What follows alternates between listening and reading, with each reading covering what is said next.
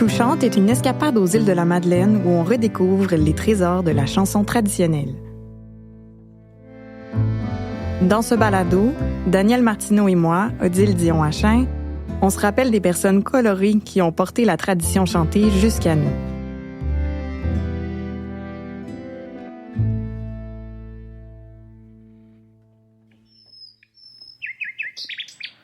Rossignolet du bois joli, toi qui chantais le jour et la nuit, tu dis dans ton chant, dans ton joli chant, voilà le printemps pour toutes ces jeunes filles qui veulent changer d'amant. Il change d'amant qui voudra, pour moi je ne changerai pas.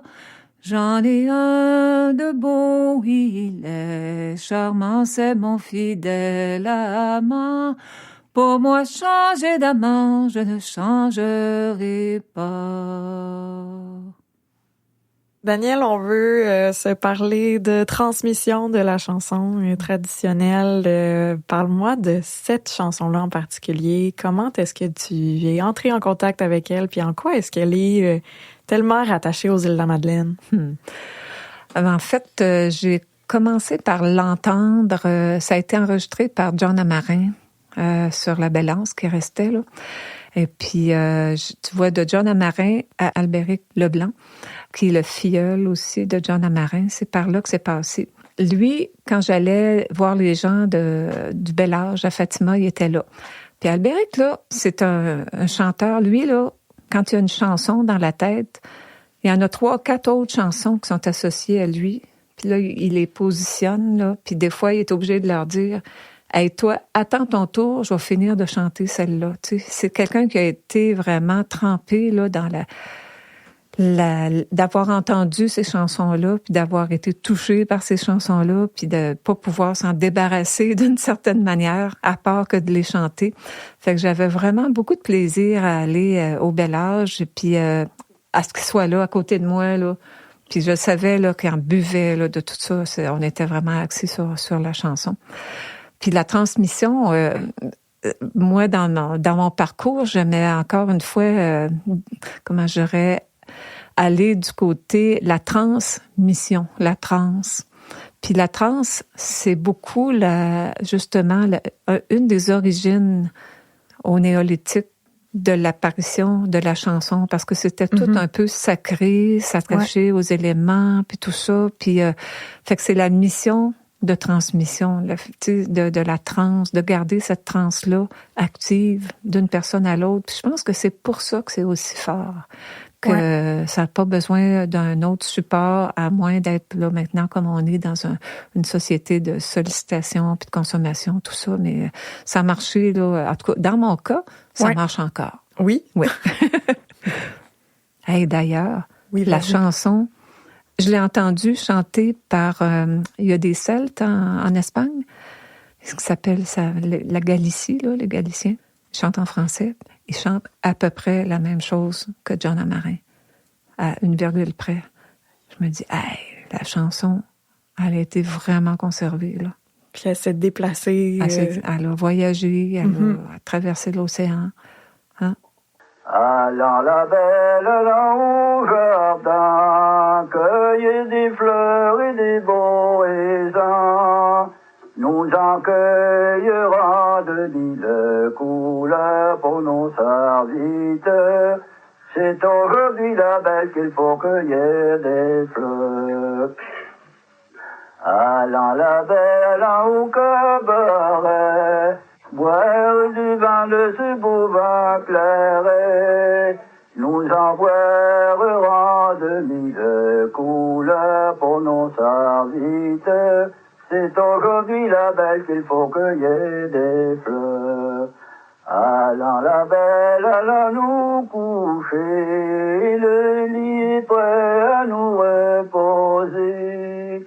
La nuit elle se passe, le jour il s'en vient, nous y gagnons rien. Le peu que nous avons, nous le dépensons bien. J'aime tellement ça quand on parle de justement... C'est Albéric Leblanc qui traitait les chansons. Ah oui, il était habité de C'est comme chansons. si les chansons étaient humaines, finalement. Là, il est comme... Il les assoit sur des chaises là, dans l'ordre. Puis... Je le comprends parce que c'est la même chose avec moi.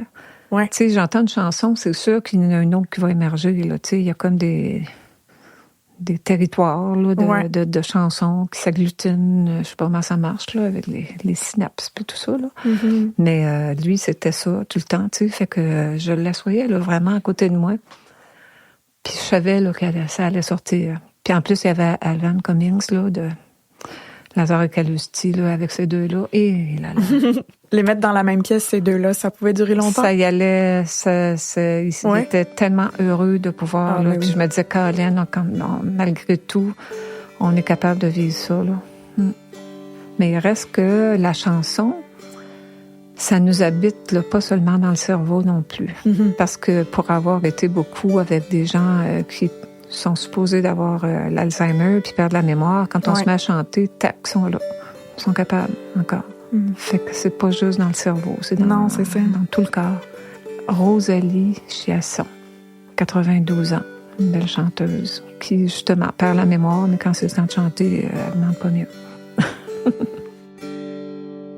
D'où vient cet émerveillement là que tu portes pour la chanson traditionnelle? D'où vient ton bagage même en chanson trad? Je dois dire que vraiment, ça commence par les gens. Parce que ces gens-là me touchent vraiment profondément. Puis je bénis encore la vie, là. Tu sais, d'avoir eu l'occasion d'être mis dans ce bagage-là. C'est sûr qu'il y a eu l'exposition universelle là, à Vancouver en 1986. Moi, on était une délégation du Québec. Puis en tradition, il y avait une scène pour le folk, là, pour les traditions. Et puis on a amené une 50aine de personnes du Québec. Et puis moi, je m'occupais de la section danse. Puis il y avait une autre personne, Robert Boutillier, qui amenait les chanteurs. Et puis c'est là que j'ai vu, entre autres, Clarence Bordelot. Puis Clarence, ces gens-là, pour les préparer à venir, c'était pas des scènes conventionnelles, mais tu sais, à être devant un micro avec des publics, là, tu sais, ce qu'ils faisaient jamais. Ça a pris 1 an et demi à préparer ces personnes-là, tu sais, pour ce genre d'événement-là, pour qu'ils soient à l'aise, puis qu'on sente l'équipe, puis le support, puis etc. Mais pour faire ça, Clarence, qui vient de Saint-Côme dans la Naudière, il devait venir rester chez moi dans le temps à Québec pour qu'on puisse travailler ensemble. Mais lui, il s'était fait dire qu'il venait pour la chanson. Fait qu'il rentrait chez nous, puis il chantait jusqu'à temps qu'il parte. Fait que c'est comme je l'avais dans ma maison en train de chanter ses chansons, puis c'est tellement inévitable de voir son énergie, puis ça, comment je dirais, était plein de ces chansons là avec son gros bedon. Par un dimanche au soir, en m'en allant veiller, j'ai rencontré 3 volies de demoiselles. J'espère qu'un jour tu deviendras mamie. Je me suis approché d'elle tout en la saluant. Je me suis approché d'elle tout en la saluant. J'ai du chagrin dans ma triste aventure. Si vous m'aimez, parlez-en votre mère. Tu sais, je le revois encore. On était à New York aussi, là, tu sais, c'était les fêtes, le 100e anniversaire de la Statue de la Liberté. Puis on a amené une partie de ces gens-là à New York. Puis en arrière, t'as le gros gratte-ciel, puis t'as Clarence qui chante ces choses. Puis avec toute la ferveur, puis tout l'aplomb. Ça, j'ai pas eu le choix d'apprendre ces chansons parce qu'il les chantait à journée longue chez moi. Puis je les chante encore, tu sais. C'est vraiment ça qui m'a parti. Fait que c'est assez puissant, là. Fait que cet homme-là, finalement, cette personne-là a vraiment eu un impact sur... tu sais, t'as fait bifurquer, finalement. sais, j'étais déjà dans le domaine de la danse, mais avec Clarence, c'était, moi, je peux pas arrêter de chanter ces chansons-là. Là. Ils sont venus dans ma maison, puis il y en avait quand même pas mal. Mm-hmm. Fait que c'est ça qui m'a parti un peu là-dessus. Parce que je suis auteur-compositeur, là, tu sais, mais autrice-compositrice, en tout cas, peu importe. Mais ça, là, c'était comme, je peux pas passer à côté de ça, avec ces gens-là. Puis même Alphonse Morneau, là, tu sais, c'est juste la beauté de ces choses-là qui me motive, là, puis le lien avec eux autres. Mm-hmm. On dirait qu'ils meurent pas comme ça. Les chansons que tu apprends, celles que tu chantes, est-ce qu'elles sont nécessairement associées à des souvenirs ou à des personnes? En général. Oui. En général, oui. Puis des fois, c'est juste tout simplement la beauté, là, de la chanson. Mais c'est sûr que quand c'est relié à des personnes ou à des émotions fortes, c'est là que ça se passe, vraiment. Mm-hmm. Des beaux contextes, là. Ouais, puis pour toi, l'apprentissage de la chanson traditionnelle, c'est une porte d'entrée vers quelqu'un, c'est un contact, finalement, avec la personne. Ben oui. En fait, c'est plus la personne qui est la porte d'entrée. Ouais. Parce que la personne, elle, va me chanter des chansons parce qu'on partage le même plaisir à chanter ces choses-là. Le bien-être que ça procure de chanter, tout simplement. Mm-hmm. On a le plaisir de chanter, ça, c'est pas... Comment je dirais, là, c'est pas une vraie documentation, puis c'est pas ça l'objectif non plus, là. C'est le plaisir de se fréquenter, puis on sait qu'on va avoir du plaisir à chanter ensemble, puis je dis, j'aime assez quand tu chantes cette chanson-là, puis fait que des fois les gens me disent, oui, toi t'en chantes, chante-moi dans une. Oh mon Dieu, même avec Avila, c'était ça. La connaissez-vous, celle-là? Ouais. La connaissez-vous, celle-là? Puis c'était une après l'autre. Fait que, oui, c'est le plaisir de partager. Avila ne demandait que ça. Lui, il a été fréquenté par à peu près tous les gens qui ont fait de la documentation en chanson puis en conte. C'était une bibliothèque, là. C'était un vrai maître de tradition. Là. Ouais. Fait que, puis son père, j'aime ça, il utilisait l'expression officielle en France, était un maître à danser. Son père savait toutes les quadrilles puis des choses qui se dansent plus maintenant aux îles, mais qui se sont dansées, puis pouvait organiser les danses. Puis tu sais, dans le temps, il y avait beaucoup de mariages, beaucoup d'occasions de faire ces choses-là. Puis là, quand Avila déboulait, lui aussi, là, ça se bousculait dans sa tête. Là, comme je disais, la connaissez-vous celle-là? Là, il en chantait une, puis il y en avait une autre tout de suite qui s'en venait. Puis il se dépêchait. Lui, il voulait être enregistré, il adorait partager. Il était fier de ça. C'était très manifeste. De nos jours, là, pas de la part des Henri, mais de la part des Madelinos qui vont aux études, des jeunes.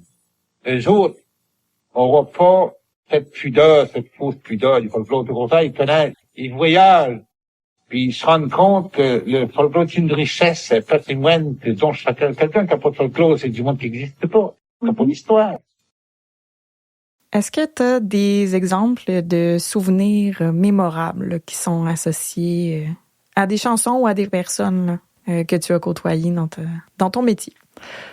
C'est souvent les gens que j'ai le plus fréquentés. Je dirais que, Clarence et Clémence Gagné-Venn, tous ces gens-là de Saint-Côme, c'est des Acadiens là, qui sont passés par autour de Boston, puis après ça, dans la plaine, dans la Naudière, puis qui sont montés dans le nord. Et puis Clémence a même été enregistrée au Smithsonian par des gens qui ont été la voir chez elle.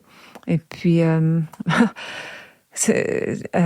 a reçu un papier plus officiel de la part du Smithsonian Institute, mais qui ont écrit en français pour elle en lui disant que ses traditions étaient importantes, puis qu'il la remerciait, puis elle a reçu une photo qui avait été prise, tout ça. Mais à l'époque, elle n'était pas sûre que... C'était quasiment gênant pour elle de recevoir. Tu sais, c'est pas quelque chose que les gens sont habitués de recevoir. Fait qu'elle a caché ça dans le fond d'un tiroir. Elle n'a pas parlé ni à son mari, ni à ses enfants, parce que c'était comme pour elle avoir l'air prétentieux, peut-être, ou quelque chose comme ça.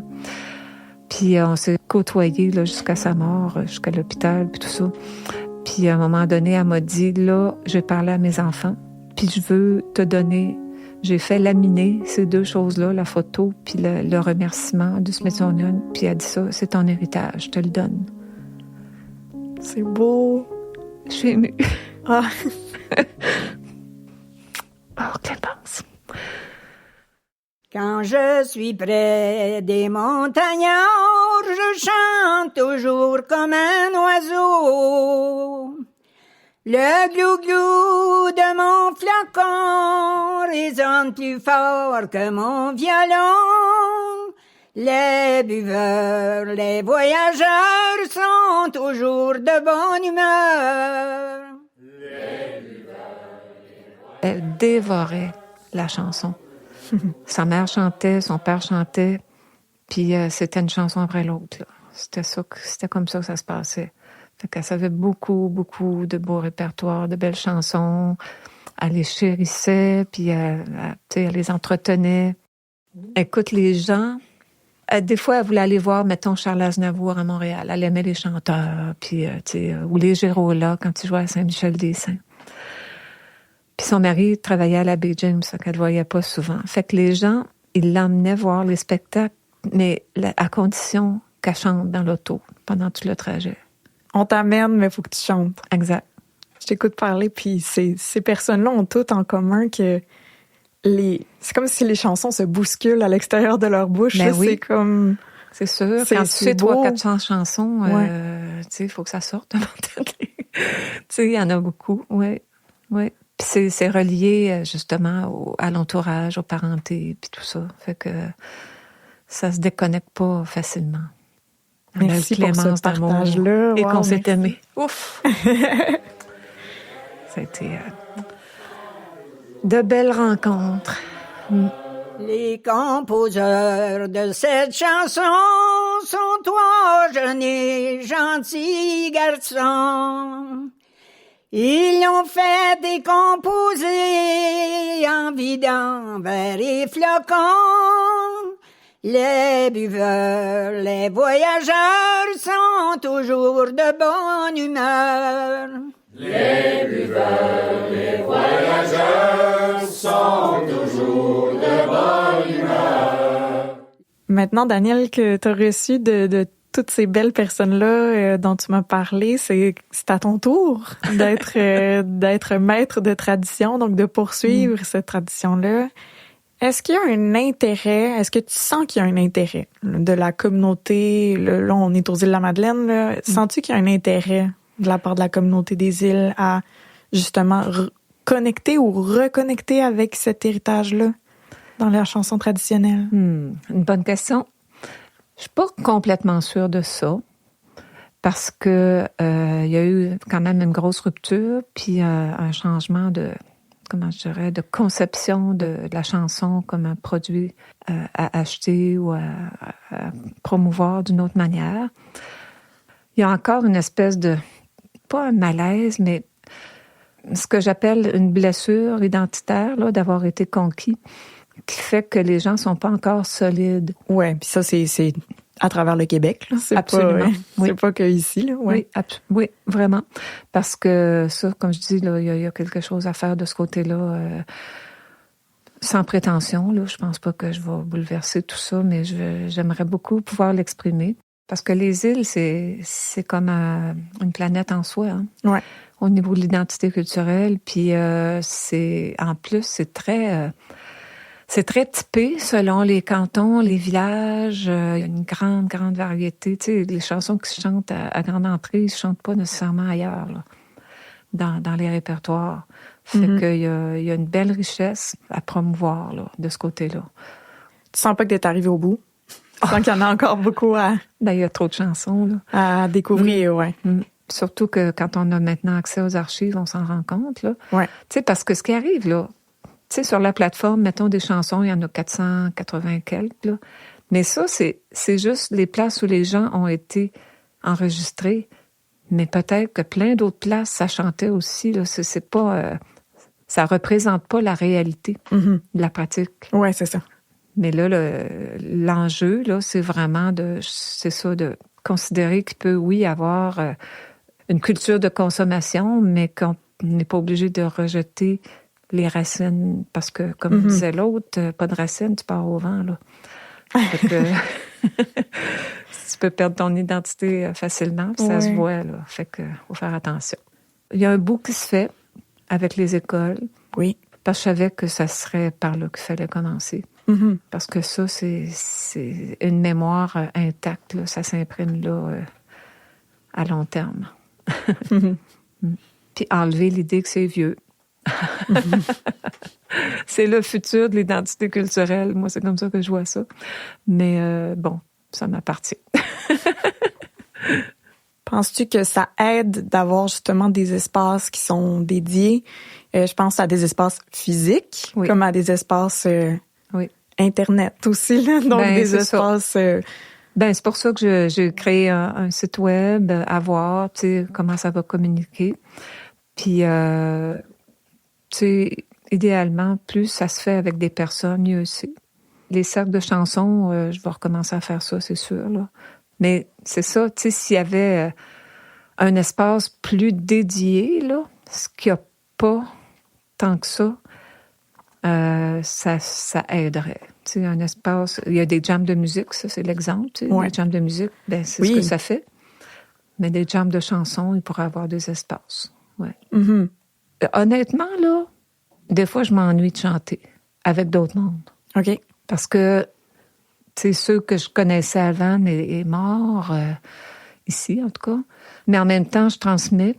Tu sais, je donne des cours. Ici, la maison va devenir une résidence d'artistes dans le domaine, là, tu sais. Fait que on va s'organiser pour dynamiser aussi ça aux îles. Je sais pas, mais ça, c'est... Tu sais, je peux pas prendre la responsabilité de réussir la reconnexion des transmissions, puis ça se fait pas en un clin d'œil.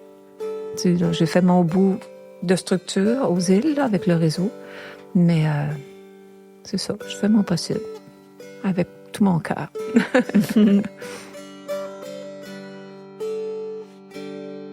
Bon, Danielle, je pense qu'on arrive à la fin. Ah ben là, si c'est le temps de partir, il y a quelque chose qui se fait juste aux îles. J'ai jamais vu ça autrement ailleurs. C'est les rabostans. OK. Ouais, les rabostans ou les rabestans, ça dépend, c'est au choix. OK. Ça, c'est quand c'est le temps de partir, là, il y en a qui commencent à mettre leur gilet, sont sur le bord de la porte, puis là, ça jase, puis ça prend peut-être 20 minutes, 40 minutes, là, il y en a d'autres qui s'approchent de la porte, puis là, dans le temps, c'est Avila qui m'avait parlé de ça. Il y avait des rabostans, ils chantaient des rabostans. Puis c'était comme sur le départ, là, laisser quitter la maison. Fait que des fois, c'était quand on est près de la porte, pourquoi donc pas s'en aller? Puis là, il y avait ce bout-là. Puis il y avait une suite à ça. Sinon, c'était tu t'en vas et tu nous laisses, tu nous quittes et tu t'en vas. Puis il chantait ça pendant un bout. Puis là, il rajoutait à ça des affaires qui n'ont pas de sens. Okay. Fait que ça, c'était vraiment des rabostans. Puis il m'en a chanté quelques-uns comme ça. Puis je trouvais ça tellement beau. C'est vraiment typique là, des parties des îles. Tu nous quittes et tu nous laisses et tu t'en vas. Tu nous quittes et tu nous laisses et tu t'en vas. Tu t'en vas et tu nous quittes et tu t'en vas. Tu nous quittes et tu nous laisses et tu t'en vas.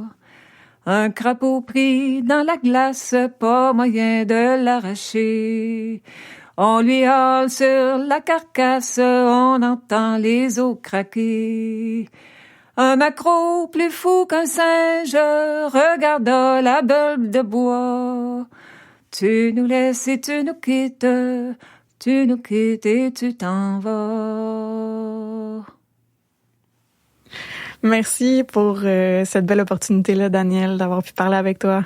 Ah, ça me fait vraiment plaisir. Puis merci à toute l'équipe. Ça a été un bonheur. Puis j'espère qu'on va se revoir. Puis qu'on va pouvoir chanter ensemble. Oui. En attendant, on va se laisser là, avec un arrangement de la chanson Lazare et Calusti, fait par Cédric Dainlavoie. Ce fut par une belle soirée, Dominique s'en va veiller. Dominique s'en va veiller ça serait-il pas dommage? Quand il arrive à la porte, il commence à secouer ses bottes. Bonsoir, Lazare Calustille, ainsi que tous vos enfants. Ainsi que tous vos enfants, ça serait-il pas dommage? Suis venu vous demander votre fille à marier. Lazare, la tête basse, Calustille, les larmes aux yeux. Calustille, les larmes aux yeux, ça serait-il pas dommage d'avoir eu rien qu'une enfant, l'envoyer à Châtillon? Ne pleure donc pas, Lazare, à Châtillon, je n'irai point. À Châtillon, je n'irai point, ça serait-il pas dommage? Ma maison de bois est coupée à l'épave et à monter. Sur ces cas, Lazare s'escrie, sur ces cas-là, tu l'auras. Sur ces cas-là, tu l'auras, ça serait-il pas dommage? Sur ces cas-là, tu l'auras, tu viendras la crier au roi. Voilà les rois qui approchent, Dominique se mêle ses bottes. Dominique se mêle ses bottes, ça serait-il pas dommage? Ils ont été bien se mêler avec la semelle de chez Leslie. Lazare dit à Calustille, tu vas faire cuire les rôtis. Tu vas faire cuire les rôtis, ça serait-il pas dommage? Tu vas faire cuire les rôtis, je m'en vais tuer la grosse Barbie. Vous venez d'entendre Touchante, un balado avec Danielle Martineau, maître de tradition vivante en chansons traditionnelles, artiste et médiatrice du patrimoine vivant. Scénarisation et entrevue, Odile Dion-Hachin. Produit par Frangin. Réalisation et montage, Andréane Cyr. Prise de son, Jean-Philippe Bénard et Alex Mious des Productions Parage. Mixage et conception sonore, Martin Lemay. Arrangement de la chanson Lazare et Calustille et musique, Cédric Dain-Lavoie. Les archives proviennent de la plateforme Les Héritiers des Îles, une initiative de la municipalité des Îles-de-la-Madeleine en partenariat avec le réseau Tradition vivante des Îles.